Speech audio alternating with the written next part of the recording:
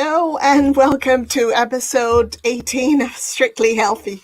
Sorry for the delay. We had some technical issues, but I think we've got it sorted now. So anyway, we want to welcome you. Now, this is a show that talks about all aspects affecting our health, and we do this with the help of various experts. And today we have we're talking about physical health today with Kristina Grabnickas. She's a nurse practitioner from the University of Central Florida. And she has been very influential in making good sleep a priority for the nurses and the medical profession there. So I want to welcome Kristina to the studio. Welcome, Kristina. Hi, Linda. Welcome. Yeah, Yes. welcome to the studio and thank you for joining me today. Yeah, we had a few technical issues there, but Yeah. I think we got it sorted now. So Yes. that's good. That's very good. So just share with people a little bit about your backstory and your journey, etc. I guess we've got to be quicker now because Yes. time is moving Well, on. So sure. Long story short, I am a nurse practitioner and I started here 20 years ago at the University of Central Florida. We're in Orlando, right? We're Disney Mickey Mouse houses. So we're right. pretty busy. We have over 60,000 students. And the students would come to me asking for sleeping pills. So I developed a program about a decade ago, 10 years Mhm. ago, good sleep, getting a good night's sleep. And Knight was the mascot with the shining armor. So I spelt it Knight. And I Oh, used to go to all the dormitories and make sure that all the students would get their good sleep tips, and then I would help them. And we did some studies that they got better grades and they retained better. They were less likely to go to addictions and habits and alcohol and things like that would be, lulling them to sleep. So, and making right. it worse. So there's a lot of good outcomes, plus safety reasons. You don't want them driving when they're sleepy. So it Exactly. really benefited not only the students, but the faculty and staff. And I extended it and then to nurses and the nursing students, PhD students, nurses that work in the hospitals, Mhm. shift change and shift work. And then I was promoted to the medical school clinic and I developed a program for the medical students in sleep. And I call it Good Sleep, Good Health, Good Life. So Yes. with that, I have a YouTube channel and I started venturing out to lay people and people in the public, teachers, nurses, firemen, counselors, psychologists, Mhm. coaches, life coaches, um, policemen, people that help others don't really take care of themselves. And with your program, Yeah, which is really wonderful, you're promoting health and you're teaching people how to really take care of yourself because sleep is one sure. of the top three pillars of life and health, Mhm. along with diet and Indeed. exercise, but it's easier. Yeah, So, sure. I just want to go back for a second there because I'm part of a fibromyalgia group, and many of them say they're struggling to get good sleep, and they take painkillers. Now, would you recommend painkillers to help well, with sleep? Linda, it's hard because people with cancer, immune disorder, arthritis, my mother has severe osteoarthritis. You may take painkillers because it will help block the pain. There are some natural Sorry, healing not that you can do. I'm sorry. I made a mistake. Not painkillers, sleeping pills they were using. Sleeping pills. Well, Sleeping along with the pills. Sorry. painkillers, you do have to realize that that's a good point because painkillers and sleeping aids can accentuate and make it worse. So you're also getting double the demon, if you will. Mm, So sleeping pills actually kind of shut the brain off. Um, I recommend sleeping pills if you're really going through some crisis.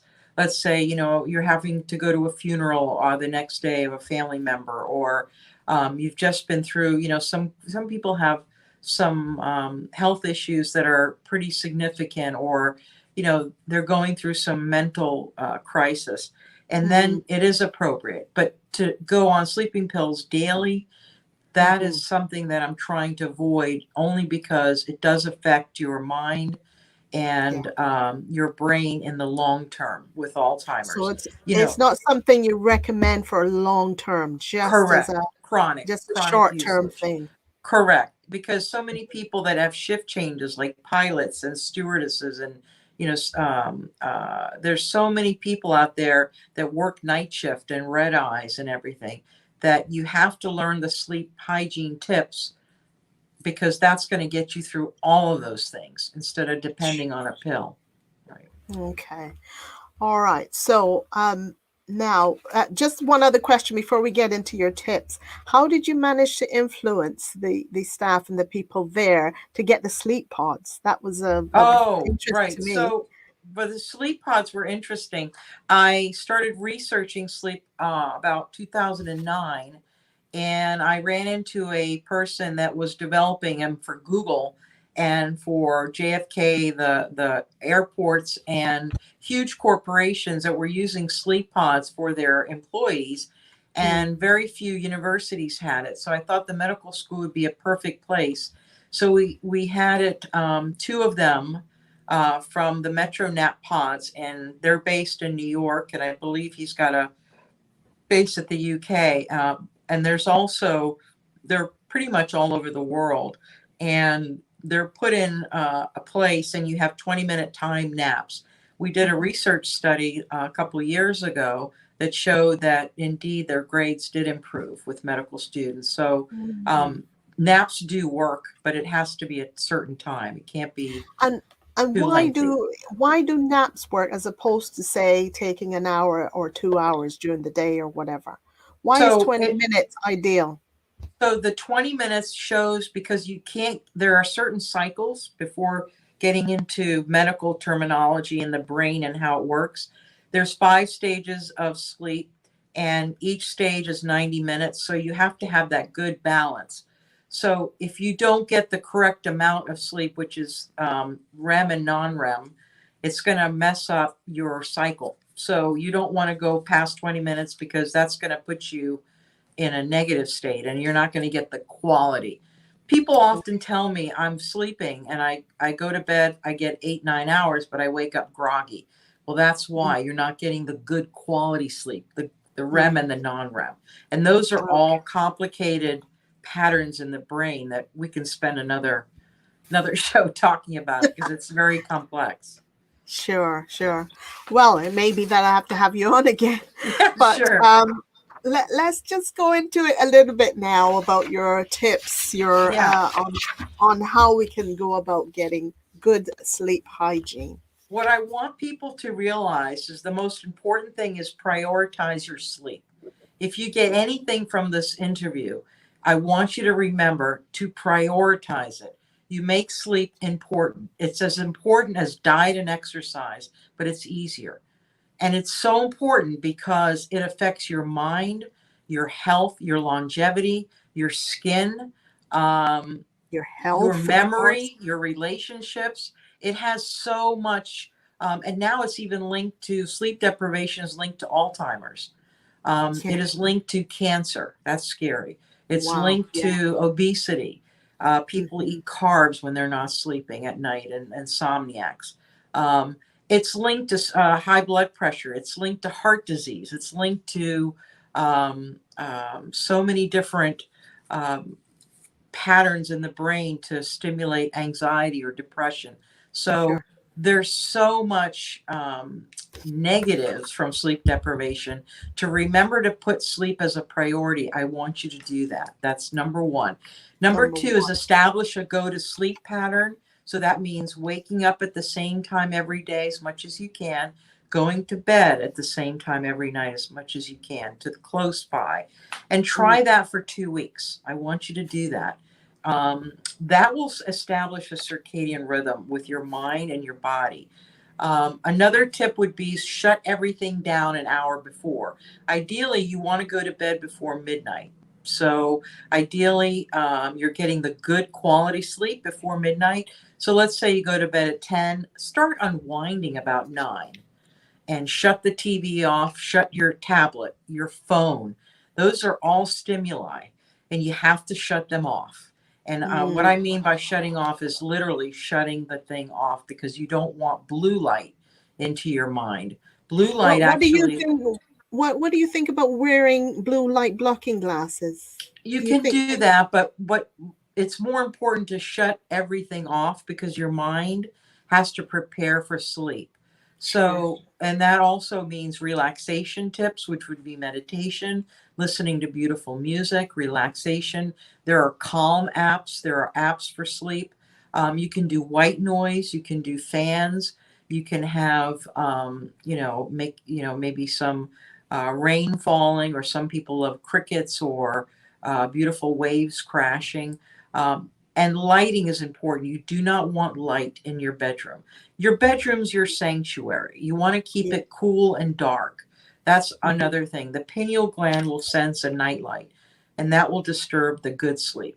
So those are really important. Shutting off everything off an hour before, getting a hot cup of tea, maybe some chamomile, lavender, and infused. You can use aromatherapy, which I believe in. Getting a Mm. warm bath or a warm shower that lowers your body temperature, which gets you prepared for sleep. There's a lot of things aesthetically and physically that you can do that will get you prepared for sleep. And once you have a ritual like brushing your teeth, putting on your pajamas, or your mind will sync that it is time for you to start thinking about sleeping, right? Mm. And you do, if you have a lot of things to do in the day. I know, Linda, you are so busy, and I can just tell that your program, you've got wonderful speakers on, and you've got to prepare. I know for you, this would help is you write everything down on a pad and you shut everything off that way, I because you do have do that. so much to remember. Mm. I Mm. had to do that. I write sticky notes and I put it away. I've got this, a certain agenda the next day to Mhm. accomplish. So you can't store everything here, because when you lay down, everything's going to be clicking, right? And you're going to Yeah. stare at the ceiling. So shut everything down, which means writing it down, putting it away. Mm. So you don't want to overdo with naps. We talked about that. That's 20 Mhm. minutes. A Mhm. nightly routine is the most important thing to remember. Keeping the Mhm. bedroom cool and dark. Shutting off caffeine at 3 p.m. You don't want to have caffeine after 3 p.m. That's also in the research showing that that will promote good sleep. Mhm. Exercise is super important, at least 20 minutes to 30 minutes a day. That will improve your sleep. Melatonin, actually, if you get some sun in the morning, it resets your melatonin and it resets your circadian clock. So that really helps. So you've got two things you can accomplish: exercise and sunlight in the daytime. Mm. So Yeah. those two So things you go hand. recommend doing those things the early part of the day, like in the morning? Absolutely. The first thing Mm. in the day when you drive to work, if you can get sun, or use sunning lamps during the winter, Mm. the light is super important. Vitamin D is super important for Mhm. improves fatigue. I have Mhm. a lot of patients on vitamin D, and I take it myself. So it's improved my overall health, especially older women that have hormonal issues, and at night you Mhm. have night sweats or menopause, and that's a whole different show we Yeah, can get into, we could because go a that, long time on that one. I mean, women and menopause and anxiety, we could talk about that, but I know we got to cut this short. I'm just going to hit you with the really top tips right now. Yeah, So sure, sure. And alcohol, and you you'll want to you'll give you me want a PDF file that I can share with people as well, won't yes, you? Okay. absolutely, I will, And we'll get your absolutely, website link and so on later on. sure, it's Okay, all on my website, yeah. Hmm. good. Yeah. All right.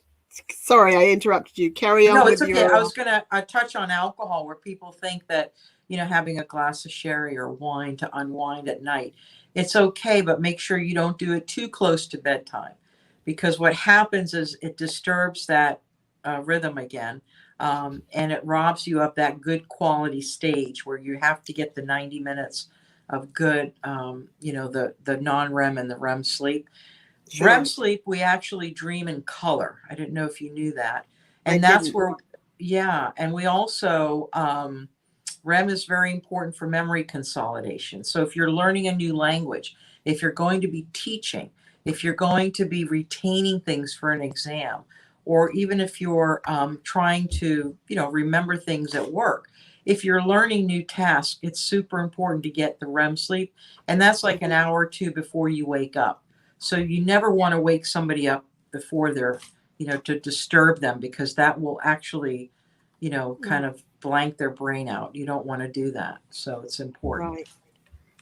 And what sort of time of day do you normally get this REM sleep? So Or how this many is hours after usually you've right gone to right before you wake up. It's about an hour or two before you wake up. So if you're waking up at 7, it's like 5 in the morning. So you don't want to be looking at the alarm clock. Turn that off. Turn it the other way. You do not want to eat in bed, read in bed, watch TV in bed.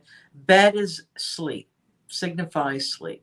So But those are some. what if you sort of want to get up and go have a pee or something? Okay, that's fine. I mean, you can go up and go to the bathroom and do that, as long as you can, go back to bed and fall asleep. The other tip I want you to remember is, after you get into bed and you're doing your ritual and you're going to bed, it takes you about 15, maybe 10 minutes to fall asleep. There's certain stages. After 20 minutes, if you're not asleep and you're just Mhm. laying there, adrenaline kicks in. So you've got to get up, go to a room, and start reading with a dim light. Only go back to bed when you're nodding off. Those are Mhm. really important, because otherwise you're going to end up not sleeping. You're going to look at that clock. How many of us look, oh, it's 2 a.m., and then you turn around, 2:15, then you turn around, 2:30, and by the time you keep doing that, Yeah. it's time to get up, and then you've got no sleep. Mhm. And it's super dangerous to drive. They say that sleep deprivation, not having sleep for more than 17 hours or so, even more than 10 hours, is like being intoxicated, and actually not having that ability to use the brakes, or, have that reflex. So Yeah. it's Reaction. super dangerous to drive when you're sleepy. Mhm. Yeah. Okay. Well, those are some good tips. Any others that you want to share? I'm just I know you thinking had that. a whole list of them. Right. So you want to make sure that you want to keep your routine consistent. You do at least 30 minutes to an hour for winding down. You want to use soft music, your, maybe light stretching. You want to read a little bit, relaxation exercises. And, you want to keep the room dark. You don't want to have any lighting, because lighting can hinder the production of melatonin, and that hormone melatonin actually the body creates this to facilitate sleep. So I think the mental connection between being in bed and actually being asleep, it should happen within 20 minutes. That's important. Healthy diet, Mhm. of course, light daylight exposure, we talked about that. Physically Mhm. active. You want to not to eat spicy meals at night, late at night, Mhm. 3 to 4 hours before you go to bed. You don't want to have a heavy meal, because that's going to restrict your, kind of constrict your, relaxation in your stomach. Mhm. Um, and establishing your mind that you're linking sleep to being in bed. I think that's the best way to come up with, linking those two in your mind. That's why I Mhm. say 2 weeks of establishing this routine will get you in a rhythm. You won't even need an alarm clock. Mhm. It's amazing. I've done it. Bedding is important. Pillows, comfortable pillows, a good mattress, a cool environment. Temperature wise, you want it between, research says 70 degrees or 72. Blockout lights. Some people use eye masks. Noise. You want to make sure there's no noise. If you need to use earplugs. I Mhm. usually like lavender smells, like calming smells, and that Mhm. gives you a positive space for sleep. Yeah. So sleep hygiene's not the same for everyone. Your environment and your habits can be optimized for better sleep, but everybody, it varies on the type of person they are, right? So Mhm. it's important to know that sleep hygiene's not always going to resolve your sleeping problems. If there is a problem, like snoring, or if you believe you have sleep apnea, then Yeah. please get it checked out, because it's important to, if you need CPAP, then please go and get it. It's going to improve Mhm. your quality of life. Talk to a physician or a nurse practitioner or somebody that can help you if you're having daytime sleepiness, or severe sleeping problems. Because there are people that have insomnia that are it's very Yes. difficult to work with. But with time, we can improve that. And there are ways to talk to Mm-hmm. professionals about that because it's so important to get that quality sleep. Mm-hmm. And you want to, I think the strongest message, have a bedroom environment and daily routines that promote consistent, uninterrupted sleep. Those are the most important. Stable sleep schedule. Make your bedroom comfortable. Following relaxation pre-bed routine. Building healthy habits, right? And that Mm-hmm. all during the day, that can all contribute to healthy sleep and ideal sleep hygiene. That's the Mm-hmm. website I use is called the National Sleep Foundation, and What it's was a that really again? good National Sleep Foundation, and they have a Mm-hmm. wonderful plethora of important topics that you can go to. I use it a lot for my sleep hygiene tips. Mm-hmm. They talk about the with the pandemic.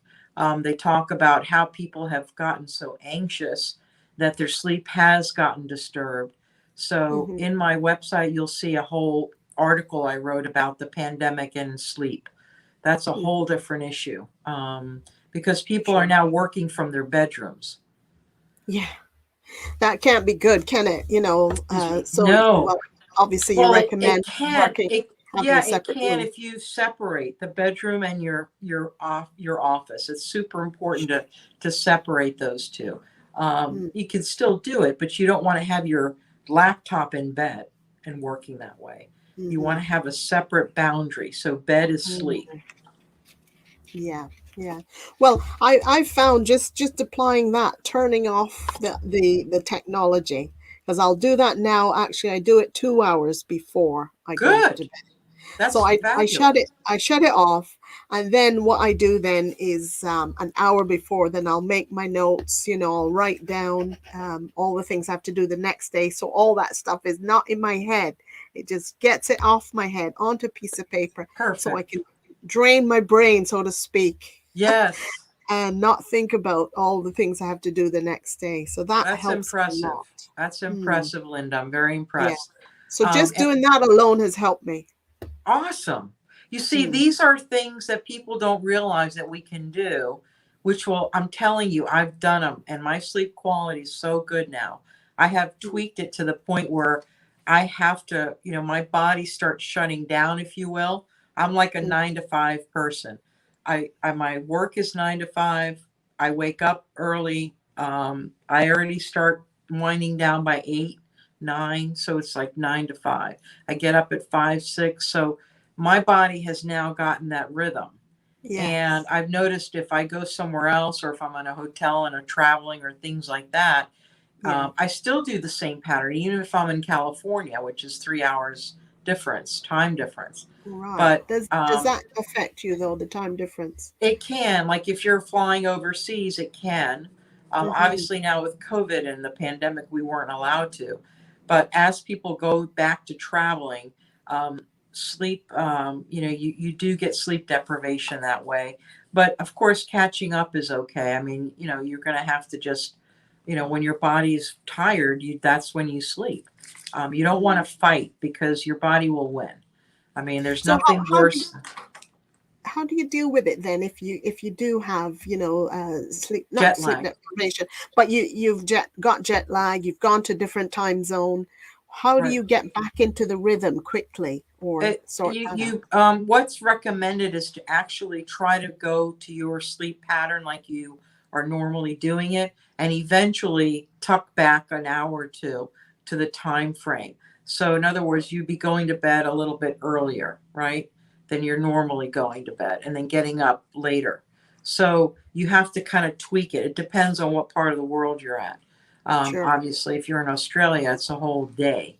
Whole day. So that's a hard thing to adjust to. It Sure. does, like, even when we have daylight savings time, have you noticed yourself sleeping differently or feeling differently?